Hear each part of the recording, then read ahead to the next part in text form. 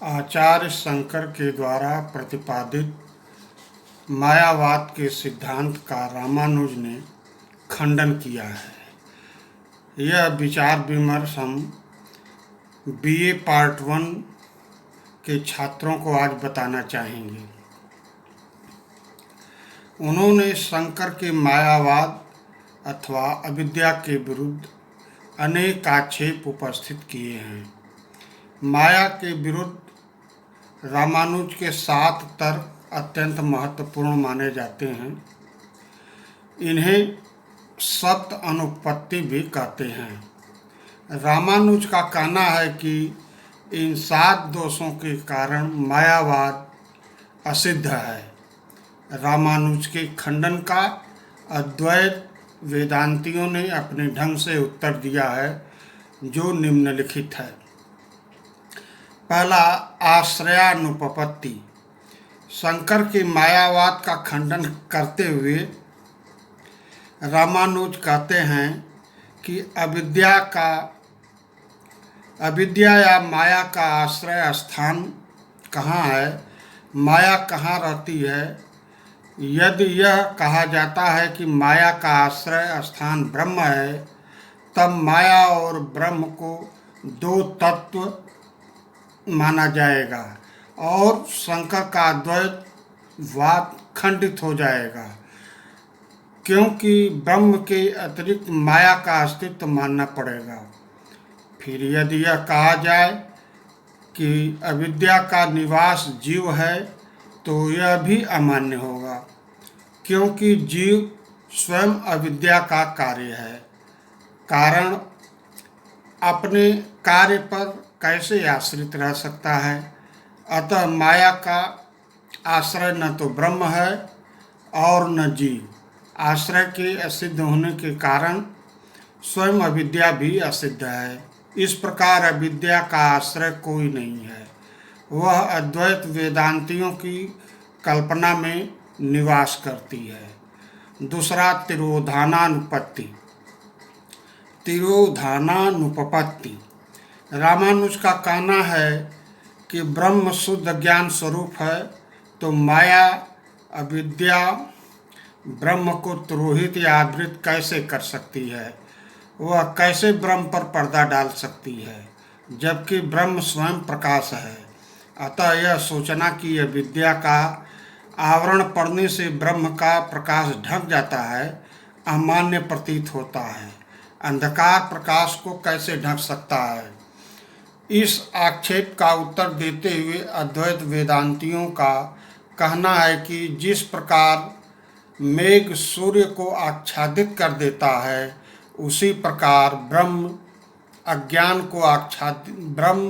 से अज्ञान आच्छादित हो जाता है, परंतु उसे ब्रह्म का प्रकाश रूप नहीं खोता। उसी प्रकार जिस प्रकार मेघ सूर्य को प्रकाश को नष्ट नहीं करता। नेक्स्ट पॉइंट है स्वरूपानुपत्ति। मायावाद का खंडन करते हुए रामानुजाचार्य का कहना है कि अविद्या का स्वरूप क्या है। वह सत्य या असत्य या सद सद दोनों है। यदि वह सत्य है तो अविद्या कैसे हो सकती है, क्योंकि विद्या के अभाव को ही अविद्या कहते हैं। अविद्या को भावात्मक नहीं कहा जा सकता, क्योंकि यदि वह सत्य या भावात्मक है तो फिर वह स्वयं तत्व हो जाएगी और ब्रह्म के अद्वैत की छठ हो जाएगी। भाव रूप अविद्या का नाश नहीं हो सकता। अद्वैत वेदांती स्वयं मानते हैं कि अविद्या ज्ञान से नष्ट हो जाती है। अतः यह सत्य या भाव रूप नहीं हो सकती। अविद्या को निषेधात्मक भी नहीं माना जा सकता, क्योंकि यदि वह निषेधात्मक है तो संपूर्ण जगत को ब्रह्म पर कैसे आरोपित कर सकती है। अविद्या सद या भाव रूप नहीं हो सकती, क्योंकि सत और असत प्रकाश और अंधकार के समान एक साथ नहीं रह सकते। इस आक्षेप के उत्तर में अद्वैत वेदांतियों का कहना है कि अविद्या के ब्रह्म में निहित मान लेने पर कोई क्षत नहीं होगी, क्योंकि अविद्या स्वयं मिथ्या है। अतः यह मानना कि अविद्या स्वरूपतः कहीं निवास करती है भावात्मक है।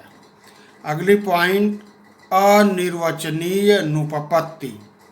रामानुज का कहना है कि अद्वैत दर्शन में माया को अनिर्वचनीय कहा गया है। यह सर्वथा असंगत, प्रत्येक वस्तु या सत होती है या असत, इन दो कोटियों के अतिरिक्त अनिर्वचनीय की एक अलग कोट हो सकती है। कोई भी वस्तु सद सद निर्वचनीय या सद सद विलक्षण नहीं होती। माया को अनिर्वचनीय कहना उसका निर्वचन करना है, यह विरोध युक्त है। इस आक्षेप के उत्तर में शंकर के अनुयायियों का कहना है अविद्या को सत्य या असत की कोटियों से विलक्षण समझना ठीक है। इसे असत नहीं कहा जा सकता क्योंकि इसकी प्रतीत होती है। इसे सत भी नहीं कहा जा सकता क्योंकि सत सिर्फ ब्रह्म ही है। अतः विद्या को अनिर्वचनीय कहना प्रमाण संगत। प्रमाणानुपपत्ति। रामानुज का कहना है कि अविद्या की सिद्धि के लिए कोई प्रमाण नहीं है। अविद्या का प्रमाण क्या है? अविद्या का अर्थ ज्ञान का अभाव। अविद्या का अर्थ है ज्ञान का अभाव। इसे भावात्मक रूप से कैसे जाना जा सकता है? अविद्या को प्रत्यक्ष, अनुमान, शब्द आदि प्रमाणों से जानना असंभव है, क्योंकि प्रत्यक्ष से भाव या अभाव की सिद्धि हो सकती है। भावाभाव विलक्षण अविद्या की नहीं। अनुमान से भी यह सिद्ध नहीं होती, क्योंकि इसका कोई हेतु नहीं है। यह आगम से भी सिद्ध नहीं है, क्योंकि शास्त्र माया को ईश्वर की सत्य शक्ति बताते हैं।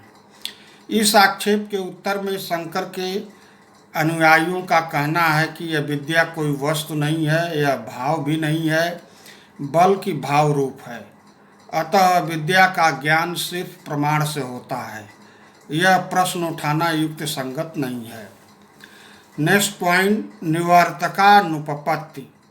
अविद्या का खंडन करते हुए रामानुजाचार्य का यह तर्क है कि अविद्या का कोई निवर्तक या विनाशक नहीं है। ज्ञान से अविद्या का नाश नहीं हो सकता, क्योंकि अद्वैत वेदांतियों के अनुसार ब्रह्म का ज्ञान हो जाने से अविद्या का नाश हो जाता है। निर्गुण निर्विशेष ब्रह्म का ज्ञान पाना असंभव है, क्योंकि ज्ञान सदा सविशेष वस्तु का ही होता है।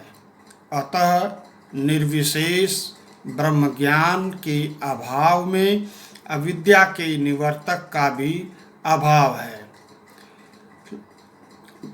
दूसरा, निवर्त्य अनुपपत्ति। रामानुज का आक्षेप है कि अविद्या की निवृत्ति भी की सिद्धि भी नहीं हो सकती। अद्वैत वेदांत के अविद्या भाव रूप को कहा गया है और जो भाव रूप है उसका नाश नहीं हो सकता।